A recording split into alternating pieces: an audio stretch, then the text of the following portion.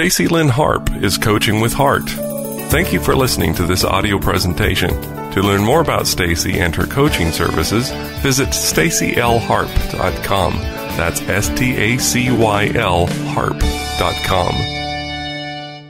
Welcome to another episode of Coaching with Heart.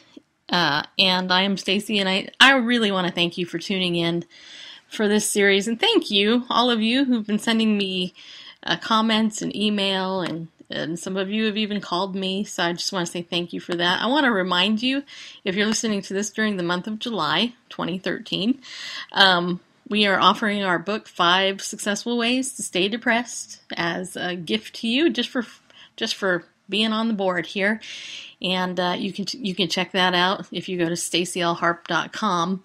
And also, we do have other services that we offer, so make sure you go over to our website, look on the right-hand side, and you'll be able to see, as you look over there, you'll see the different coaching packages we offer and our costs. And just so you know, we are very affordable, and I'm willing to work with you if you are serious about wanting some help and some support, which is really what I do. It's coaching is more supportive and positive than, let's say, therapy. So that's why I'm here, to help you from a biblical worldview. And so thank you for that. I want to tell you that we have started a series in depression, discussing what depression is. And yesterday we were looking at normal depression, what that is. So if you missed that, go back, listen to that.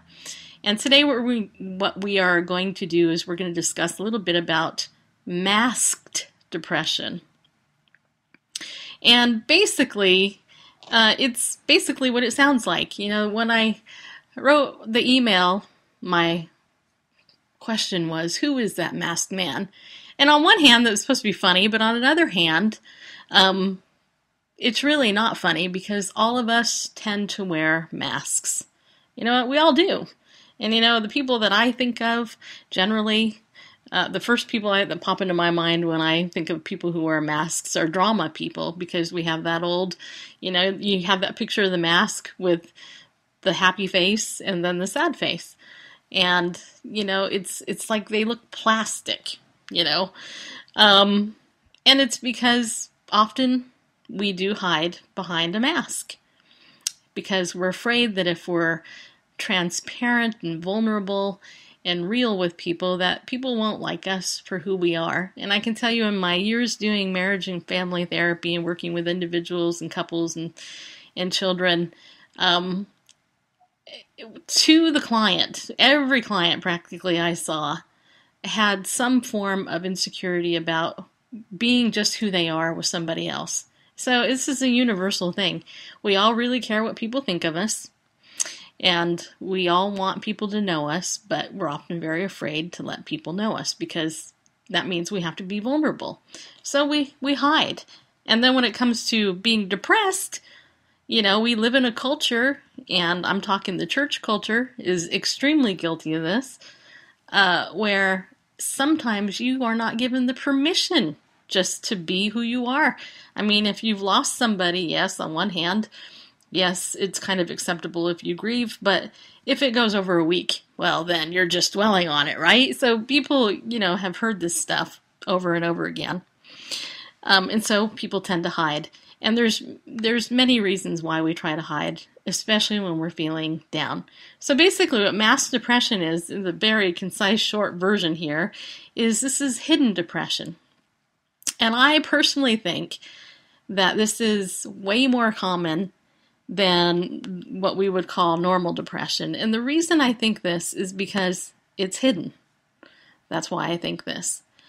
And so let me give you a couple of examples of hidden depression. And sometimes these are symptoms. Like, for example, have you ever been sitting with somebody and they tell you this horrible thing that happened to them? This is pretty common with sexual abuse victims or victims of post-traumatic stress or physical violence. Sometimes they will convey to you a horrible, horrible experience that they went through. But what they will do is they'll laugh when they're talking about it. They are not congruent with what they're sharing with you. In other words, what congruency is it's not consistent. Typically when somebody's talking about a horrible, horrible thing, they're not laughing, right? But masked depression often comes off that way. And so there are various ways that people do this. And I want to let you know that there are different ways that masked depression manifests itself. And often it's physical. Sometimes people can have pretty bad headaches, stomach pain. You always have that sense of anxiety and you don't want anybody to really know and you're holding all your feelings in. Some people clench their teeth or they have pain in their jaw. For teenagers or children, sometimes these things come out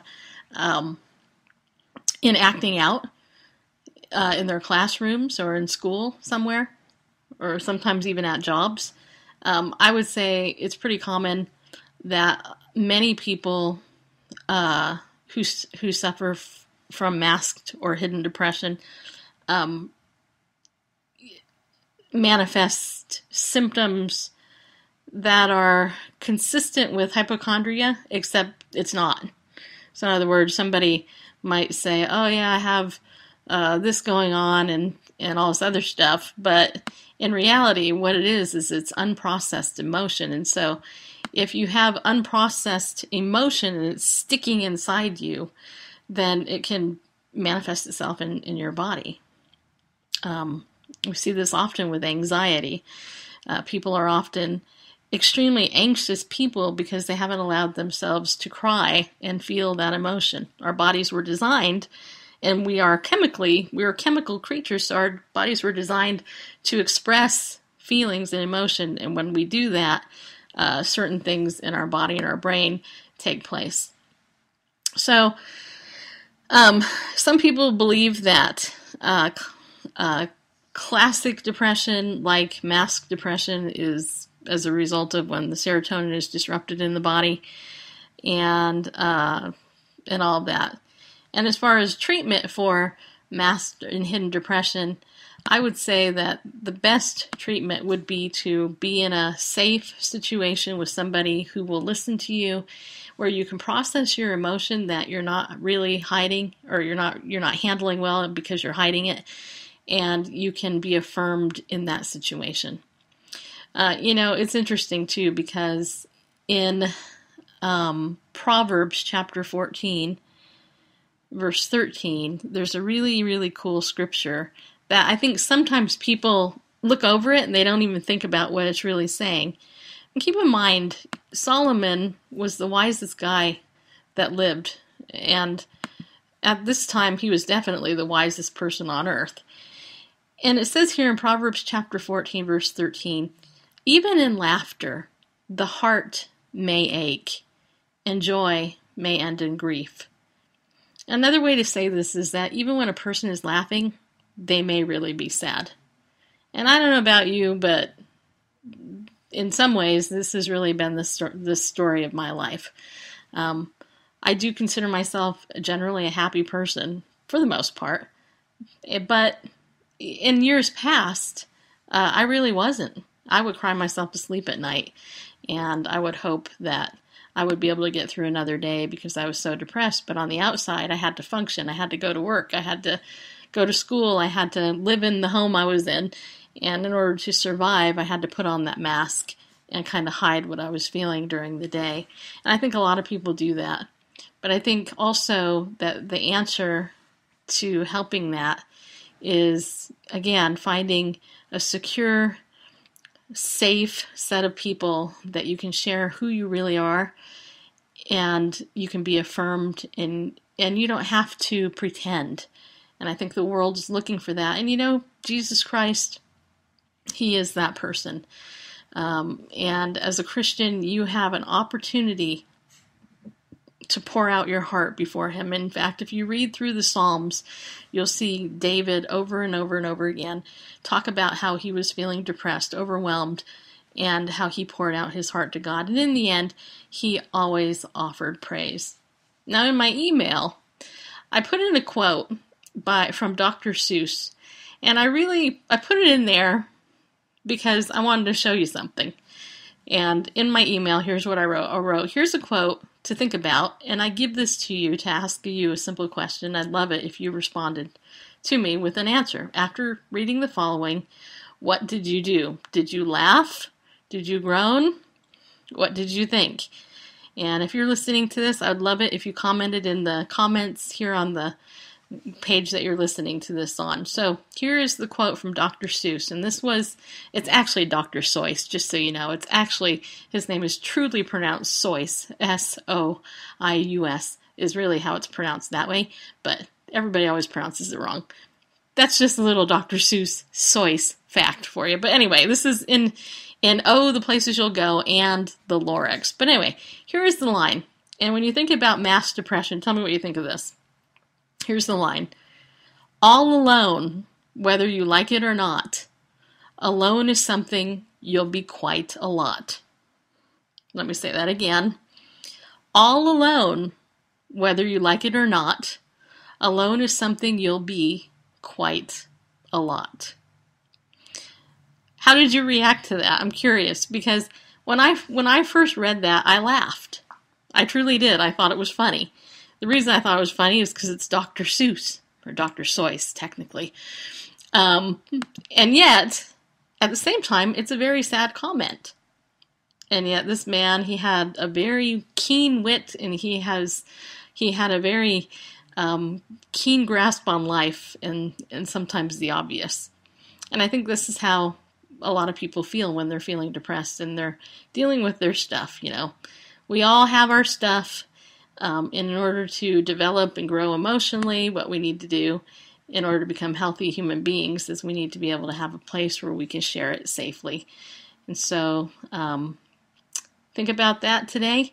And if there's anything we can do with our coaching services, just feel free to contact me. Let me know. I do offer a 20-minute free consult, which you can learn more about if you go over to StaceyLHarp.com. All right, in our next episode, we're going to continue our discussion about depression. As always, if you have a comment or a question, feel free to email me at StaceyLHarpMS@gmail.com. Thank you for listening to this audio presentation. To discover more resources from Stacey Lynn Harp, clinically trained marriage and family therapist and biblical coach, visit StaceyLHarp.com. That's STACYL Harp.com. Coaching with Heart.